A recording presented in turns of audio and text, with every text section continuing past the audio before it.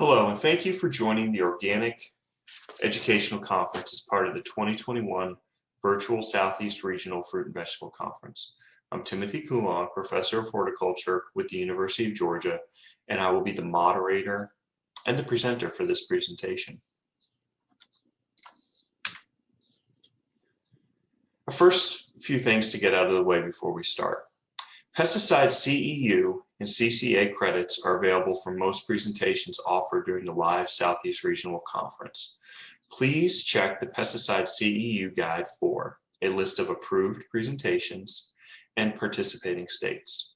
The Pesticide CEU guide is located in the Event Resources tab under the Media player. The guide is also available at the Resources Center located on the main menu of the conference platform.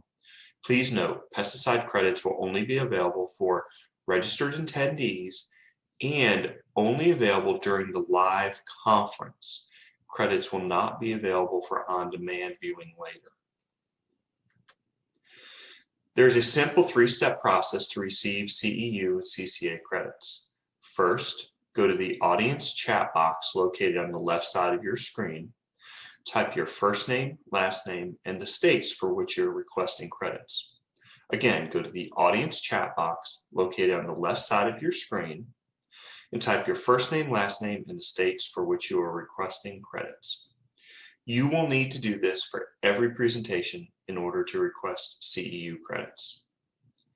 The second step is to sign out at the end of every presentation. In a process similar to the first, to sign out, go to the audience chat box, type your first name, last name, and the states for which you are requesting credits. You will be reminded to sign out at the end of the presentation. The third step is to complete the pesticide CEU registration. Unlike the other steps, you only do this registration one time during the conference. It is not required for every presentation. To access the Pesticide CEU registration web link, open the Pesticide CEU guide on the Event Resources tab located under the Media player. The Pesticide CEU registration web link is located on the front cover of the guide. This presentation is pre-recorded in order to reduce technical difficulties. We will be answering your questions live at the end of the presentation. You can submit a question at any point during this presentation by typing your question in the questions box and pressing send. I'd like to thank our 2021 conference sponsors and exhibitors by visiting the virtual trade show and featured products pavilion, please.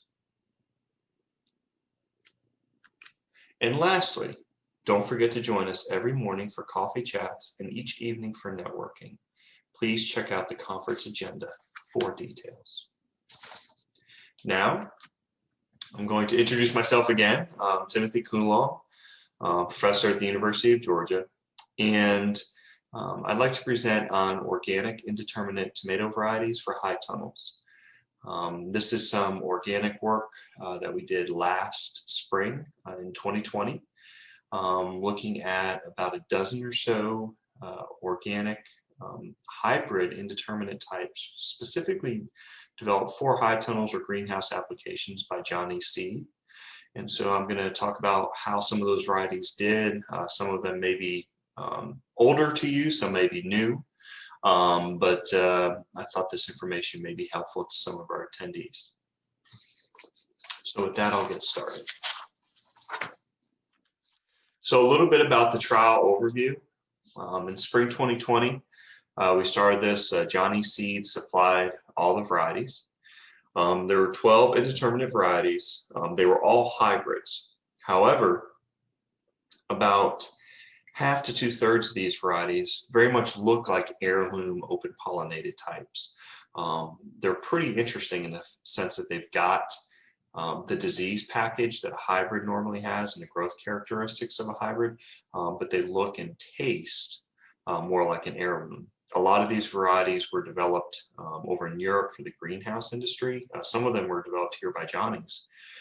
And a lot of high tone growers like to grow these. The seed tend to be a little bit more expensive than your typical varieties. So we had some interest in the area, and I wanted to do the trial, and Johnny's was good enough to support me on this. So we had 12 indeterminates, and then I also threw in one plot of Quincy, which for those of you, it's a standard hybrid field red round tomato. It's got spotted wilt resistance. It's grown throughout South Georgia and Florida. It's been around for quite some time. But I put just a single plot of that in here just as a comparison. All of this was done on organic certified land in our high tunnels up in Watkinsville. You can see a picture of the high tunnel there. We planted in the tunnel on March 30th, which is later than I would have liked. We didn't get the seed until around mid-February. Things were a little bit slow, and so we did plant later. Ideally, I would have liked to have gone in 6 weeks earlier into the tunnel than we had. Luckily, when UGA shut down with the pandemic, I was able to keep going and conduct this research trial. Just a little bit about production. You can see we're in a sea soil clay loam type soil up here in Watkinsville. We utilize Nature Safe as our pre-plant fertility. Previously, this high tunnel had been had a crop of lettuce prior to that, and then in the prior fall, we had done some compost additions and so on to it after that. Put Nature Safe in, 10-2-8 pre-plant, and then 8 weeks after that, an additional 50-pound spray acre application. That's all that they got. 18-inch in-row spacing. We had between 8 and 10 plants per plot. We had 3 replications of each plot, except for that Quincy plot. And our rows were about 4 foot on center. So they were fairly tight. You can see that in the picture there. We pruned these aggressively to a single central leader. Some of these were much easier to prune than others. Some really wanted to be a lot more aggressive. We did them on a single central leader, and we suckered them about twice a week. We didn't really do much leaf pruning after that. They were all strung from the ceiling using spools. You can see in the kind of in the background of that picture. That's a 10-foot ladder, and so our wires were approximately 9 feet or so from the ground. We did not lower the plants. By the time the plants reached the wire, we pretty much decided to top them because it was in mid-July. It was so hot in the high tunnel that fruit set was decreasing anyway.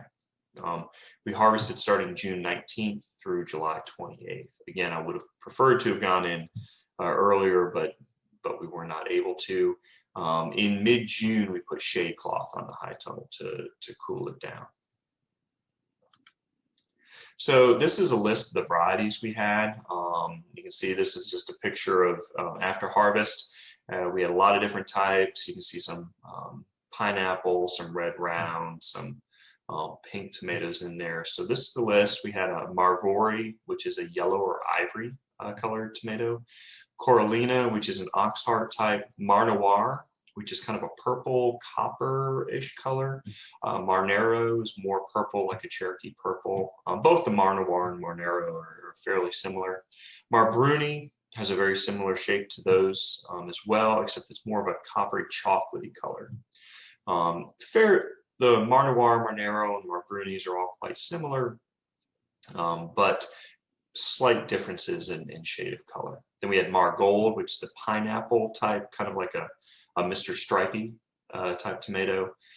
Tomi Maramuchu, which is a pink round tomato. You can see some of them in those pictures. JTO 1021 is also a pink round tomato. Rebelski, Touche, Big Dina, and Geronimo are standard red round tomatoes that you may be familiar with. They were kind of in there as more of our controls. You know, Geronimo has been around for a long time, and so on.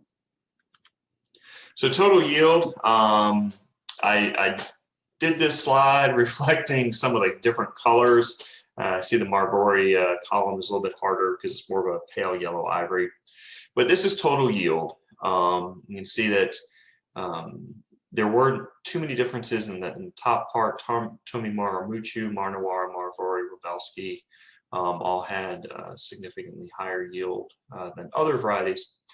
I will say, however, this total yield, I just put this up here as a reference.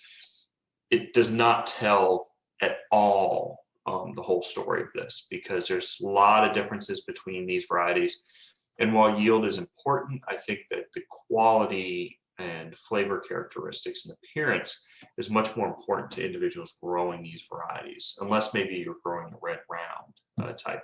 And you see Quincy on the end, the determinate standard type actually out yielded everything, given the short time frame of this study. I think had we been able to run this study for another 6 or 8 weeks, obviously these indeterminate types would have outperformed Quincy.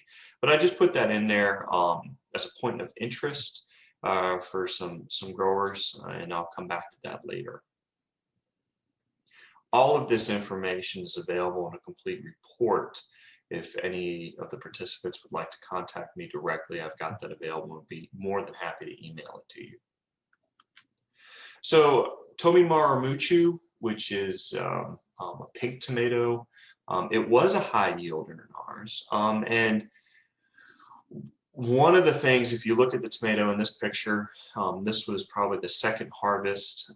It looks like your standard round, red round type of tomato, beefsteak type, but it's a very attractive light pink color. It's got a little bit of green shoulder on it, but this was a high yielder. It was very prolific in terms of fruit set. What was really interesting, though, was that early on, when this picture was taken, the fruit on average were around 9 ounces, 9 to 10 ounces each. But as it got hotter and later in the season, that fruit size dropped to about 5.3 ounces. And so we averaged about 6.5 or 7 ounces, but it was almost like the tale of 2 seasons, where early on they were fairly large 9, 10 ounce fruit. And then later in the season, if you look at the picture, you'll see some fruit in the lower left corner that are cut in half. That was the size of a lot of the fruit later in the season, in that 5, 6 ounce range. So that may be too small for some individuals. I don't know if this was simply due to the heat we had, or if it was just over time this particular variety said smaller fruit, or if we need to do more cluster pruning on this. Now, traditionally, when I grow indeterminate types, I may cluster prune down to about 5 fruit per cluster, which is about what we had on the Tomimarus, but perhaps you have to take this one down a little bit less to get that size up. Very low blossom end rot and very low misshapen fruit. We did not have very many culls. So in terms of quality, it was an excellent fruit, had great taste, but again, the fruit size may not be what some people are looking for. JTO 1021, this is also a pink tomato. And so you can see it's a little bit different than the Tomimaru Muchu, because it's got a little more of that heirloom shape to it. You can see a little bit more suturing in the fruit. It did have a lower yield than the Tomimaru Muchu, but it didn't lose weight. It maintained its size. Low incidence of blossom end rot, but it did have more misshapen fruit. In the top left corner of the picture, you see those fruit, they're a little bit more red in color. That's some of the misshapen fruit that we had with the JTO 1021. They tended to curl up a little bit more than the others. And so if we did lose some yield to culls, it was due to that. But overall, a larger fruit, pink fruited variety than Tomimaru, a little bit lower yield, mostly again due to a little bit misshapen fruit. Mar Noir. So this is one of the purple coppery type fruit that I mentioned earlier in the talk. It's got kind of that Cherokee purple heirloom appearance, very much so. It was a high yielder. The plant had very strong vigor. It was one of the more difficult ones to prune because it was such an aggressive growing plant. Very large fruit, 10 to 13 ounces. Earlier in harvest, we were around 13 ounce, 14 ounce per fruit. Very little blossom end rot. But there were a large number of misshapen fruit early. And in the top corner of the slide, you can see that picture of the Mar Noir fruit that's kind of misshapen. And that's the shape that I'm talking about. We saw a lot of that early. By the time we got into our later harvest, that more or less went away. But again, if that is potentially an issue for you, something to think about. But again, it was a very high yielder despite some of that loss. Very attractive, very good flavor. Marbruni, it's more of a copper chocolatey. So you can see here's the Marbruni. If you look at the top picture, it's got a little more copper appearance to it. The previous one has a little bit more purple to it. Marbruni is very pretty. It went from a light green to a copper color to a real deep chocolatey color eventually. This was the highest vigor plant we had, very aggressive plant, and it was by far the largest fruit, 13 to 15 ounces. These were big. They have that big traditional sutured heirloom look to them. We had about 7% blossom end rot, so not too bad at all. We were about 18% misshapen fruit on that, and you can see that the top picture, and again, like some of the other heirloom shapes, we got that kind of curled up fruit in and on itself. Some cap facing you can slightly see on the bottom side of that. And so excellent, excellent flavor though, and a really unique color. And so you would maybe have to tolerate some misshapen fruit, some cap facing early on, but very pretty, very, very good flavor. Marnero. So this is more of a Cherokee purple option. You see it's definitely got more of that purple, green shoulder on it. Much more purple than the Marbruni, a little bit more similar to the Mar Noir. So I would say you have Marbruni's kind of set off by itself, Mar Noir and Marnero. Mar Noir, Marnero are a little bit more similar. 10 to 12 ounce fruit, so a little bit smaller than Mar Noir, kind of middle of the road, average plant vigor. What hurt this in terms of yield was a very high number of misshapen fruit early. Again, in that top picture, you can see some of that folding up on itself. And that's what we had in terms of misshapen fruit. And that was the majority of the culls by far. Very little blossom end rot. But in the first 3 harvests, we probably culled about a third of our fruit due to that misshapenness. Again, very attractive. Pretty much a Cherokee purple option with a really great disease package in it.